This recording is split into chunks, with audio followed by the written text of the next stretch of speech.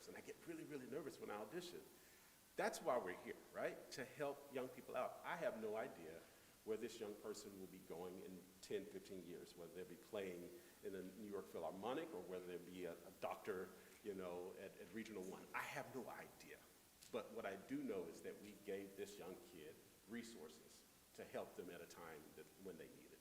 And so that's what your support is going to go towards, and I appreciate each and every one of you for being here and supporting that effort. Now, tonight's concert, the Renaissance Quartet.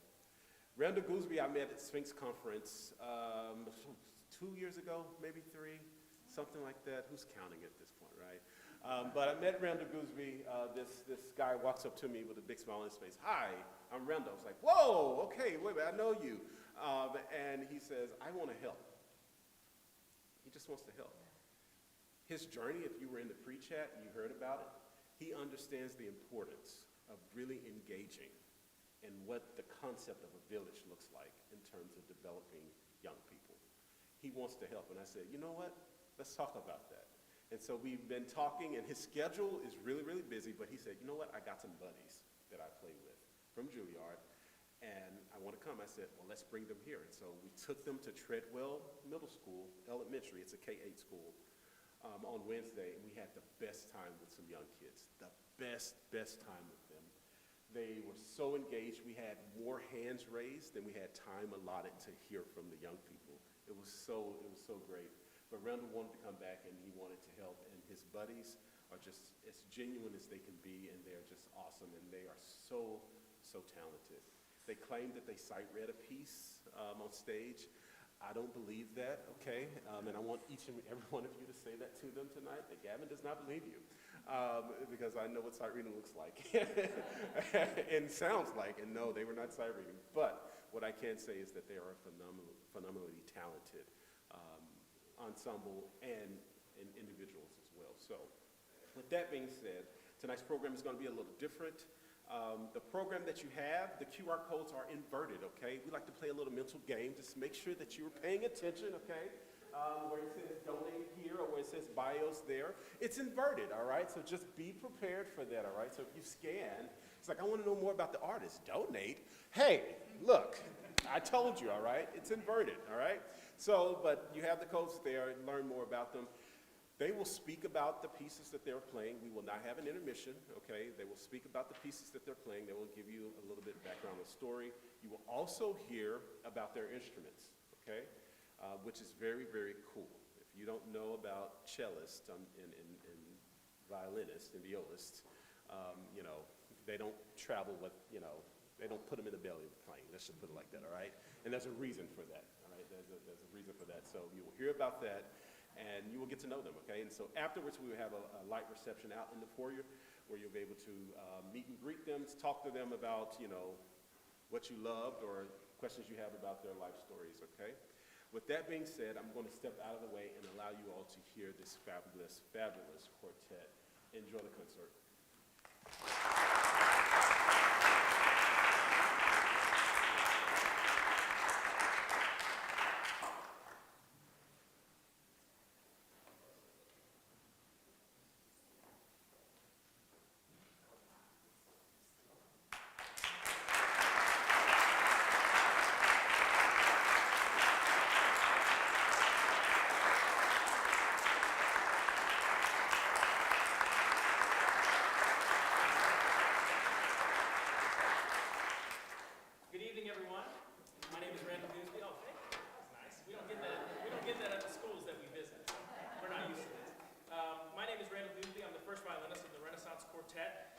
I know that you have absolutely no information about us in front of you, so it is upon us to tell you about everything that we are and that we're doing this evening. So I'd like to just start by introducing myself, a little bit about the quartet, and then we'll go around and you'll hear from each of us about who we are. So my name is Randall Gooseby. I'm 29, and I have been playing violin since I was 7 years old. I started back when my family and I lived in Jacksonville, Florida, and I consider myself a Memphian. I grew up here. I went to Arlington High School, and I lived in Bartlett from, I guess, the age of 6th grade until I went off to college. So Memphis has a very special place in my heart, and I bug everybody I know here about giving me opportunities to come back at every possible time.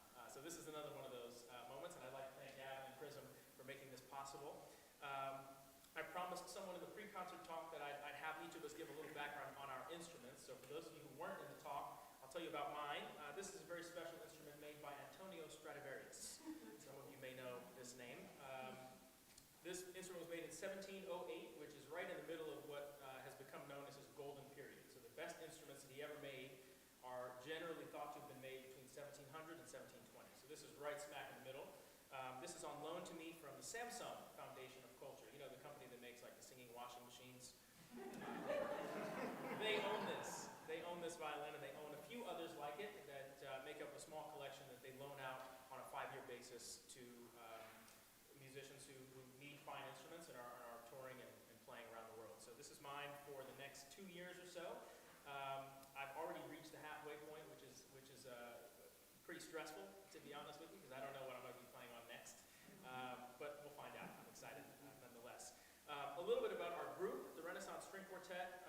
The 4 of us met in 2011, 2012 at the Perlman Music Program. Itzhak Perlman, the legendary violinist, has a music program for young string players under the age of 18, which is we sort of internally refer to as the Littles program, because they have a program for older students as well.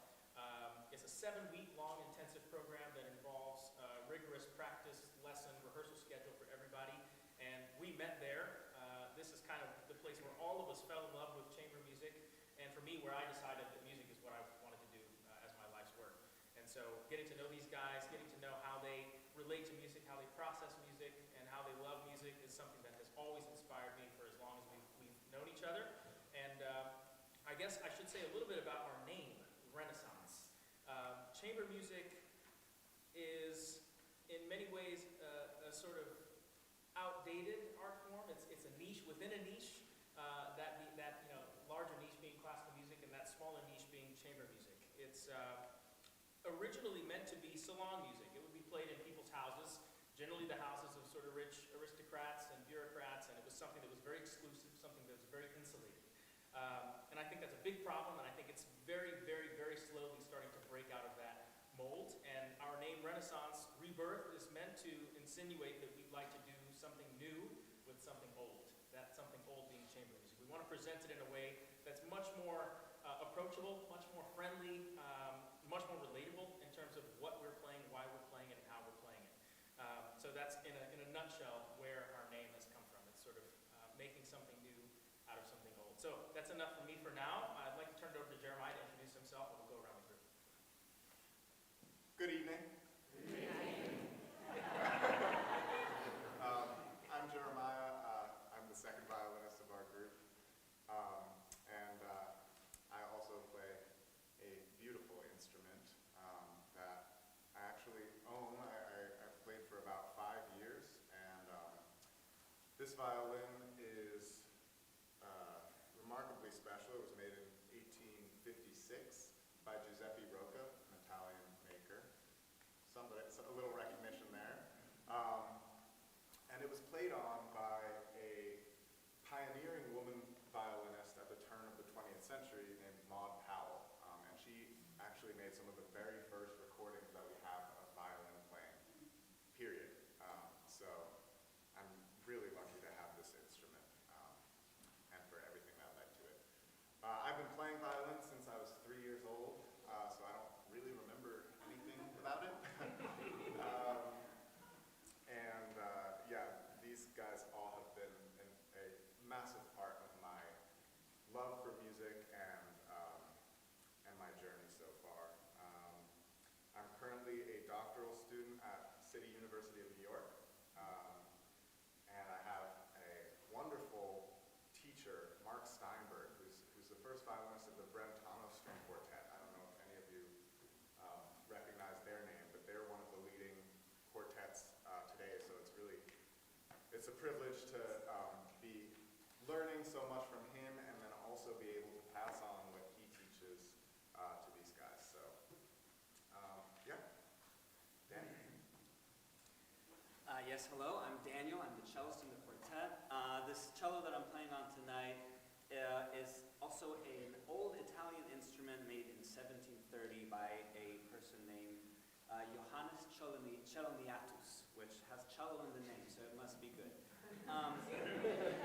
But this cello is on loan to me by the Canada Council for the Arts. I'm Canadian, and so I have this privilege that the Canada Council of the Arts has an instrument bank that they hold auditions for every 3 years. So actually, every 3 years I have to re-audition in order to have the privilege of playing this instrument. So that's how they make sure that you keep practicing and that you're still good, because you can't just get it and then, you know. What else about it? That's pretty much it. It's a nice cello. So. Thank you. My name is Jamil. I'm the violist in the quartet. This viola is not mine. It's also generously loaned to me for, I guess, for the next month or so from Teresio, violin dealer in New York City. I picked it up probably like a few days, 2 days or so before we came out here. So it's very new to me. It's by Sergio Pereson, who was a very, very, very important modern violin maker. And this was made in '71, so it's still very young. But it's doing a good job sort of competing against, it's one of the recurring problems we have as a group, is I don't own a viola. I own a viola, but you know. And you know, he's not lying. The Celloneatus is like, you know, this canon, he's playing on a Strat. Like, there's a lot of sound to compete with, so it's really nice that they've let me take this out for a month. And I'm from Indianapolis originally. We all met, in 2011, and then we went to conservatory together. And then I kind of did an unusual thing and went into poetry. I did an MFA in poetry, and then now I'm kind of doing another academic degree in what's called performance studies. The air quotes are necessary, really. But that's, that's all. Cool. So now you know everything there is to know about each of us. And I'll tell you just in a few words about the first piece that we're going to play. I should mention that Daniel forgot to, maybe humbly forgot to mention that he's an extremely talented composer. And we'll be playing some of his original music, which he composed for our string quartet this evening, as well as maybe some other stuff of music that you may already know, but it's going to sound a little different in the hands of Daniel as composer and arranger. The first piece that we'd like to welcome you all with this evening is by a composer who has been gaining a lot of well-deserved and overdue recognition and shine in the world of classical music. Her name is Florence Price. Does anyone know Florence Price? Excellent. Well, I'm glad there's so many of you who know her, and I'm also glad there's so many of you who don't know her, because you're in for a treat. She was born in 1887, so not as old as someone like a Mozart or a Beethoven, but certainly a historical figure by this point in classical music. She was a black female composer born in Little Rock, Arkansas, just before the turn of the century, and from a young age was pretty clearly a prolific talent in music. She grew up, as many young black people in the South do, around music of the church, and this is kind of how she developed her own personal relationship with music through church hymns, Negro spirituals, and things of that nature. By the age of 16, she graduated high school and was admitted to a performance degree program in organ and composition at the New England Conservatory in Boston. Knowing what we know about race relations and dynamics at that point in history, that's extremely significant in noting just how much of a talent and standout that she was. So she graduated with honors, again in organ and composition, returned to Little Rock to share this kind of wealth of knowledge that she picked up at the New England Conservatory. Sadly, shortly after she moved back and developed her own sort of teaching program in Little Rock, there was a very traumatic lynching that occurred in her neighborhood and around her family, and it eventually forced them out. And they moved to Chicago. There is a silver lining, which is that the move to Chicago was sort of the beginning of her rise as a well-respected and well-known composer of classical music. And in fact, shortly after she moved to Chicago, she won a competition which saw her very first symphony be premiered by the Chicago Symphony in the 1930s. Again, at this point in history, for the music of a black woman to be premiered by, at that time already, one of the major American orchestras, was a huge notch in the history books of classical music and of American history. That being said, she's most well known for that kind of medium, the orchestral medium, symphonies, concerti, things of that nature. So we're very fortunate to have 2 string quartets that Florence Price wrote. This is the first of the 1929, so she was fairly early on still in her compositional career. This is rumored to be incomplete because it's only in two movements. Two gorgeous movements, and the second movement, which is typically the slower movement, is very much the centerpiece of this string quartet. It's full of surprises because, as I mentioned, her growing up in the black music tradition in Little Rock, Arkansas, and then fusing that with a very European tradition, sort of late romantic tradition, which she picked up at the New England Conservatory, creates a really, really unique kind of compositional voice and style that somehow maintains this really uniquely American kind of style about it. So these are the two movements that make up the String Quartet number 1 by Florence Price. We really hope you enjoy, and thank you so much for being with us this evening.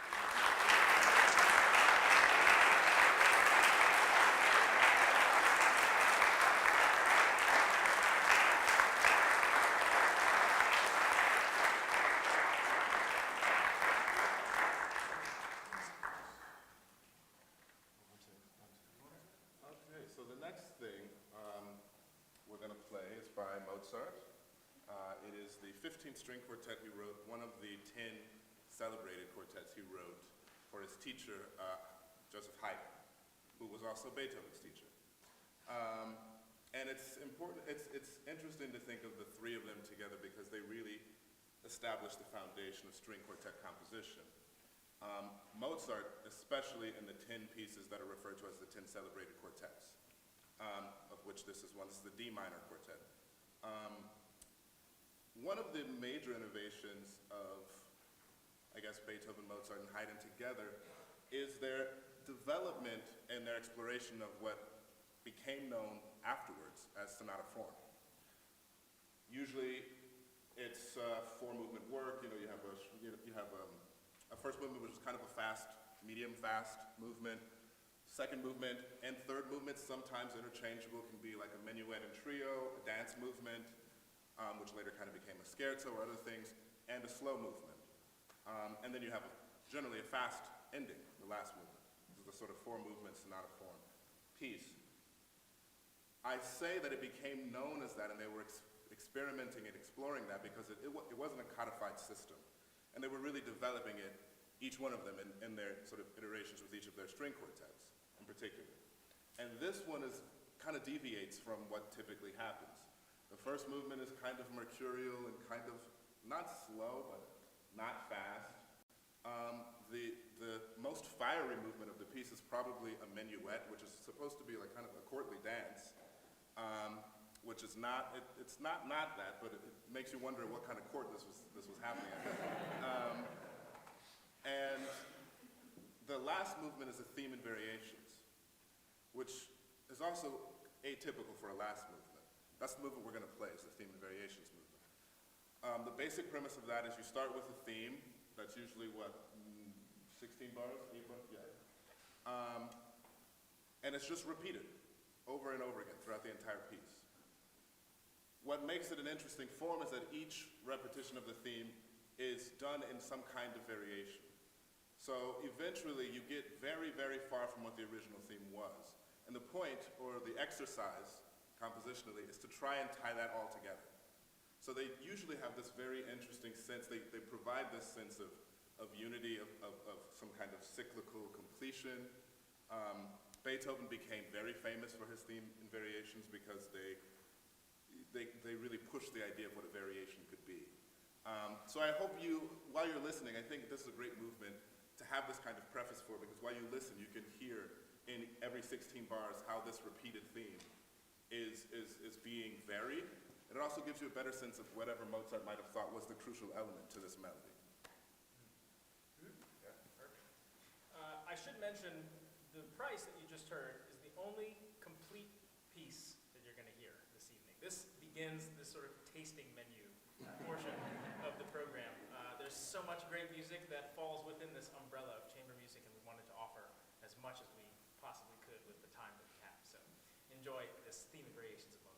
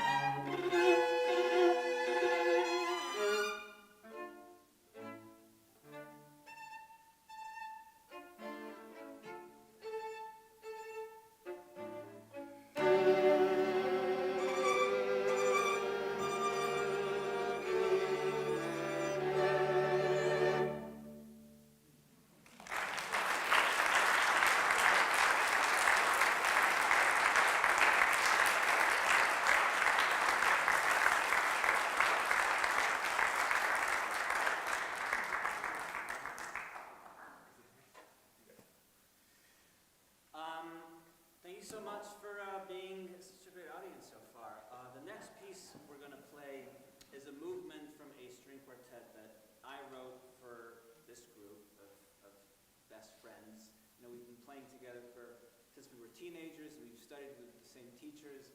And so there's this kind of rapport that we have and this playing style that we have together that is a privilege for a composer to be able to work with that is really quite rare. So, you know, I just want to say how grateful I am to these guys for playing my music. This piece I wrote back in 2021 in the summer. It was a bit of an experiment for me. It was, you know, there was not a lot going on at the time. It wasn't really a performance-heavy moment in time, summer of 2021. You can probably remember why. And anyway, so I wrote the string quartet. And Jamil mentioned earlier about the Mozart, about these classical forms that, you know, since the time of Mozart and Beethoven have sort of become these codified forms that have this architecture to them that is just makes a lot of sense for one reason or another. We're not quite sure why, at least I'm not. Anyway, when I started writing the string quartet, I wanted to kind of try my hand, even in the context of contemporary music, to write something that fits into this classical form, even if the music itself is obviously not going to sound like Mozart, although it is heavily inspired by Beethoven in many ways. And so the first movement of this quartet that we're going to play is very much in a classical sonata form, which is a kind of a funny thing to do in you know, the 2020s, but it kind of felt right at the time. The other inspiration for this piece that I think you'll be able to hear, maybe more so than the form itself, is New York City, which is a city that, you know, we've all called home for a little while, and is a city that has a lot of musical history to it. Similarly to Memphis, and there's actually obviously I think a lot of dialogue between cities like New York City and Memphis. Anyway, you'll hear, I think, influence of jazz music as well as other kind of American musics of the 20th century, as well as just the energy of the city itself. I think is safe to say there's a little bit of chaos, a little bit of a kind of old school romantic, I don't know, feeling and inspiration in it, alongside the, you know, street noise and the subway and people yelling at you and whatnot. So I hope you'll enjoy it, and thanks again for being a great audience.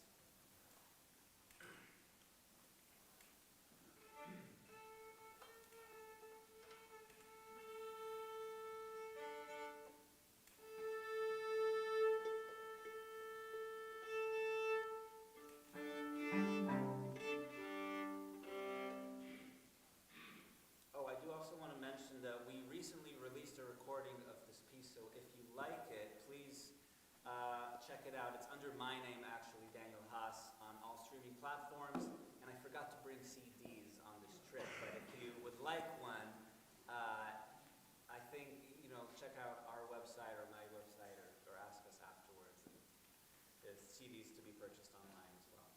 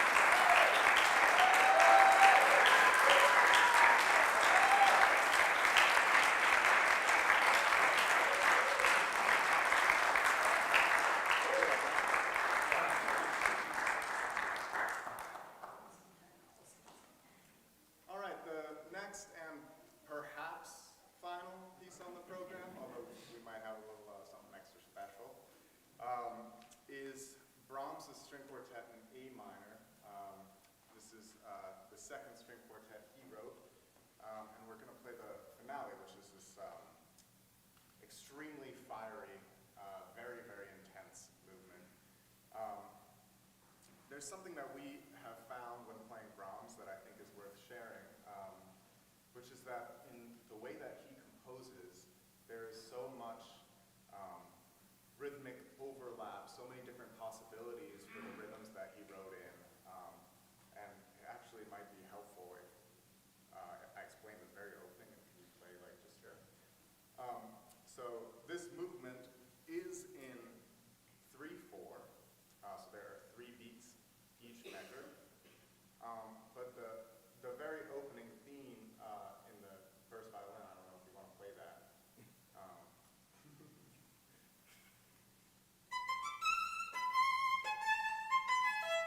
You see how there's actually 2 beats in each of his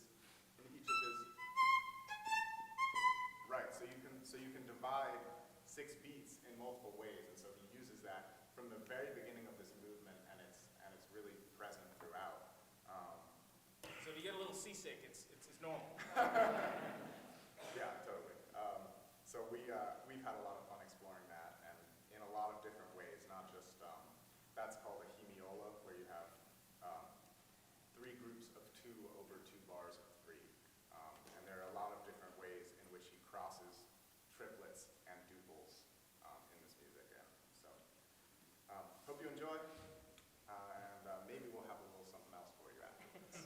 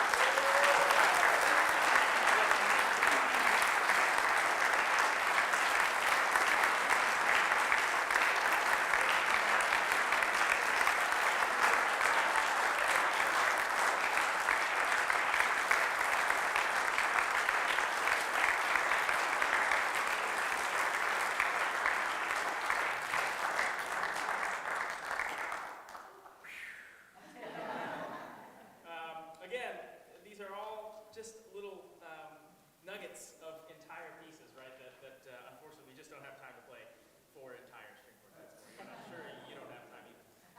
But we'd like to finish with something that's about as far away from the classical music that we've been sharing with you as possible. As I mentioned earlier, Daniel is a composer and also a bit of an arranger, although what we're going to play is not as much an arrangement as it is a reimagining of one of our favorite songs by Bob Marley. We had the great privilege of taking a couple of tours of Jamaica. My girlfriend is born and raised in Kingston, and she grew up playing violin. There is a school in Jamaica, an all-girls prep school where she went, where there's a gentleman by the name of Stephen Woodham, who has single-handedly created an orchestra, a full orchestra, strings, winds, brass, percussion. We just don't know how he did it. We've gone several times to see him and watch them work, and it just doesn't make sense to us. I mean, this orchestra is full of passion and talent, dedication. These students are incredibly disciplined, and in many ways, I mean, we've been around to different sort of youth orchestra programs around the country here in the U.S. and even abroad, and they really give everyone that we've seen a run for their money. And so it was really inspiring, and as a part of those tours, we gave performances for the community there in Kingston. We did a benefit concert for the Jamaican Red Cross and trying to restore a very, very important church in the community. This is another part of our name, Renaissance. String quartets have always been this very exclusive, insular thing, and we think that this kind of music and collaboration and sharing is a great way to uplift and to inject energy and passion and motivation into certain communities where this doesn't already exist. So we thought, what better way to sort of pay our respects and pay tribute to the community that we had a chance to serve by playing some music or our own reimagining of music that came from that place. So this is our favorite Bob Marley song collectively, Satisfy My Soul. Hopefully you'll recognize it, and if you don't, I'm sure you'll like it. Thank you very much. This is the final piece, so please join us for some refreshments afterwards. We'd be happy to chat and get to know some of you a little bit better. Thank you so much again. This has been such a joy to be here, and hopefully we'll see you again soon.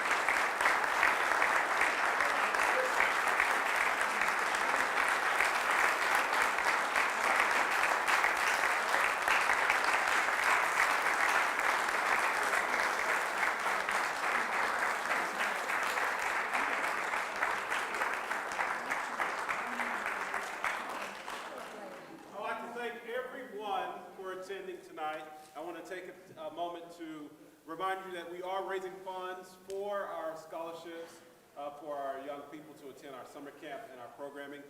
So there are receptacles here, and another one out where you'll get all the goodies that you want to munch on, okay? So thank you all so much for being here. The artists will be out momentarily to meet and greet as well, all right? Have a great evening, everyone.